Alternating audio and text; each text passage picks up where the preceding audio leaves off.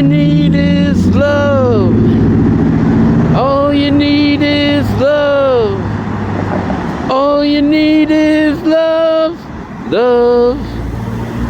Love is all you need. Hello, YouTube people. What is going on with y'all today?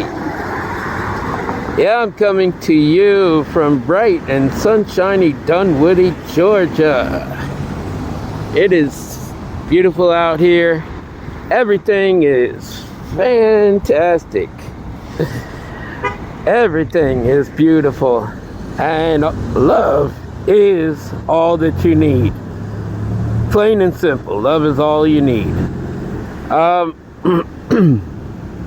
was reflecting back in my past. When I was about 11 or 12, my dad, on Valentine's Day, he went around the house and wrote little love poems to my mom, even on the toilet paper in the bathroom.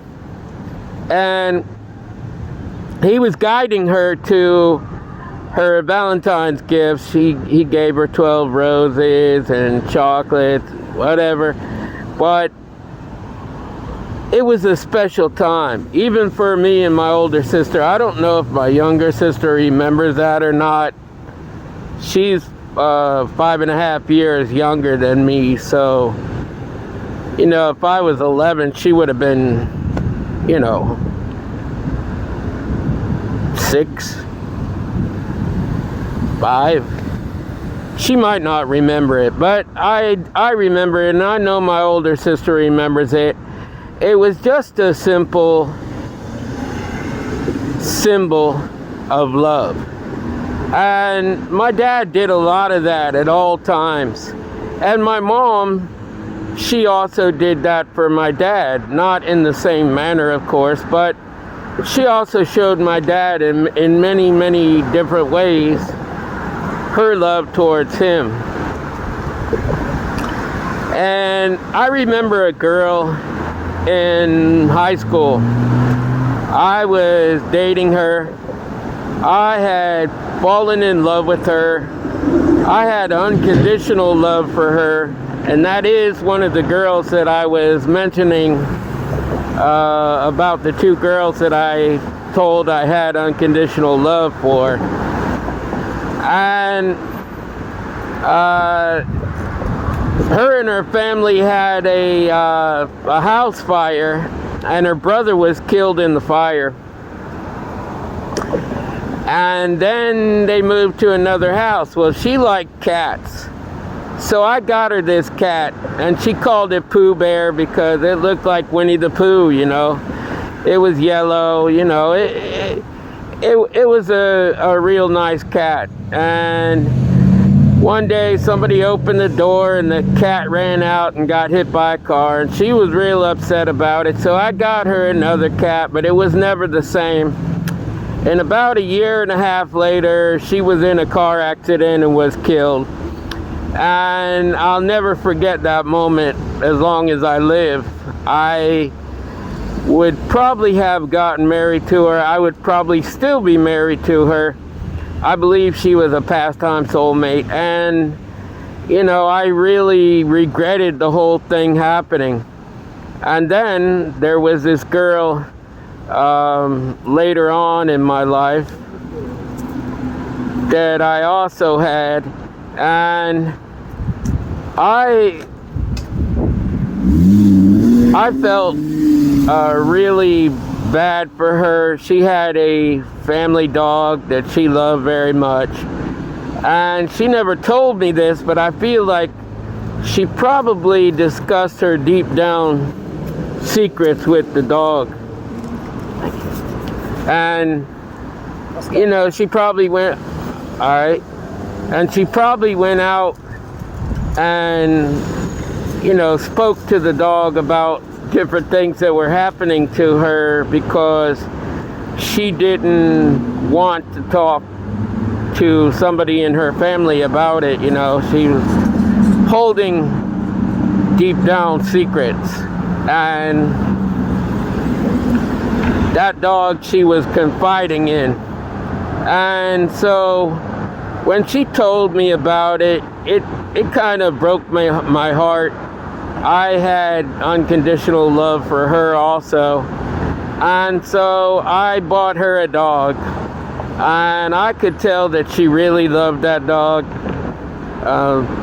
Regrettably, probably 100 million times better than me. I don't even believe that she loved me like that, but you know, it is what it is.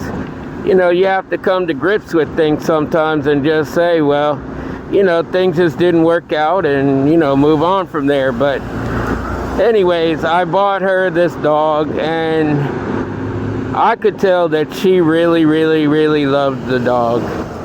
And it did me a very good feeling inside that I was able to make her happy. It was really a special moment. And also with the other girl in high school. Like I said, love is just that. You know, in the Bible it says love is patience, love is kind. Love doesn't know anything but goodness. Only goodness comes from love. And if you put emphasis on love, your whole life will change 100%. And that is a guarantee, and I'm living proof of it. Because I've never hated anybody in my life, but you just have to show love. And you know, you can have wrongness done to you, sure enough, even with love, but you will be protected, you will be honored, you will be held in honor, and even your enemies will hold you in honor 100%. They don't like it, but they will. Your enemies have to watch you grow up, blow up, and become somebody that they never thought you would be. And they would wish, and they would hope, and they would do anything and everything to keep you away from that, but it still would come to you because of love. You have to love, love, love. I just had a friend bring me some iced tea from McDonald's, or you folks in the Philippines, you call it McDo's. I call it Mickey D's. Hey, it is what it is, but you know, at the end of the day, who cares, right? But I just, you know, I have friends all over the place, and you know, I'm well known and well honored in this city here, and I'm very appreciative of it. I love each and every one of these people that know me very well, and a lot of people do. They always come to me, they ask me advice on things, and they're just really special in my life, and I just enjoy even interacting with these people because it gains you knowledge to know certain things, and it gains you knowledge to have conversation with other people. You know, my friend Jermaine, he's a good example of this because he said, how do you know all these people? I just don't understand it. I don't mess around with people. I don't talk to people. I don't do. Well, that's why. Because you are not a social person. And people, when they get to know you on a social level, and they start talking to you, and they hold you in high honor, and they do like you or love you, you know it. And it gives you a good feeling inside. You know, it really doesn't even have to be with being some kind of movie star or something like that. In this city right here, I am like a movie star. You know, I am. There are a lot of people that know me in this city, and they treat me just like a movie star. And I'm very happy for that. And as I look back in my lifetime, just about everywhere I've ever gone, it's been that way. Of course, along the way, you have enemies. You can't do nothing about that. You will always have enemies. And if you don't have enemies, then you're doing something wrong. You always, always, and always will have enemies. And there'll be people that are jealous of you for whatever reason, you know. They could be jealous of you just for what you have in your life, or what you speak on, or, you know, just anything and everything.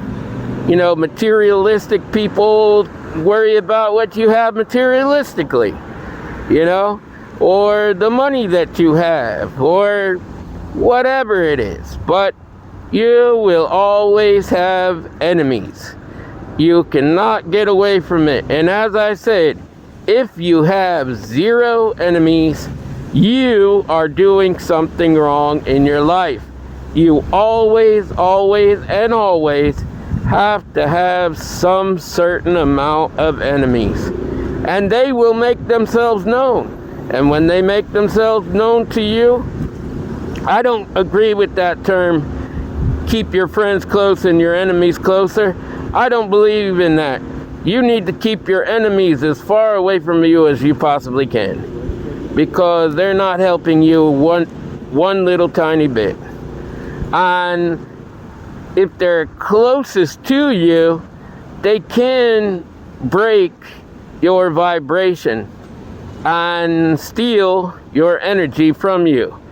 And they'll do it at all costs, you know. Like I said, both of those girls that I just talked about, I told that I was unconditional in love towards them. And I truly am, and I always will be. But, you know, it is what it is. I think my lucky stars that I have what I have. I am not into a relationship right now. Like I said, I'm dating around. I'm getting to know people here and there. If I have any love interest out there, they're going to be made known to me, and I'm going to know them. And so, in saying that, you know, maybe, like I said, who knows? I might meet the girl of my dreams tomorrow and get married to her a month from now. Because, you know, you get to be a certain age. You know, if you're young, you might want to take some time, think about them. But even right now, within my vibration, if I feel that somebody is at the same vibration as me, and they live in the positive world, I'm gonna take them, you know. Why will I not? It would be a godsend to me if I could find that person. Somebody that could love me for who I am, and somebody I love for who they are. It's an equal give and take for me. I don't try to take control. Oh, I'm a man. I'm gonna do this, I'm gonna do that. No. And really, it's not about equality for me either. There's gonna be a certain point where somebody has to make the decision. Now, if that's me, so be it. But I am going to give an equal give and take towards any woman that comes towards me. It's just that way. And, you know, I'm not trying to be, you know, King Kong Bundy out here, you know. I'm not trying to control anybody. They have their own free will. Everybody does. And God says it in His Word. So, when you give somebody their own free will, as you're supposed to, everything's going to turn out wonderful for you. And as I said, if you give love, then guess what? That is what you're going to get back in return. So anyways, I want you to know that I love you. I love you so very much. Even if you're the worst enemy that I have, even if you hate my guts, I still love you. And there's nothing that you can do about it. Nothing. It doesn't matter. Because I love you. Know that within you. I love you. Love yourself. Love God. By all means, love each other, people. Until the next time. Love, peace, and soul.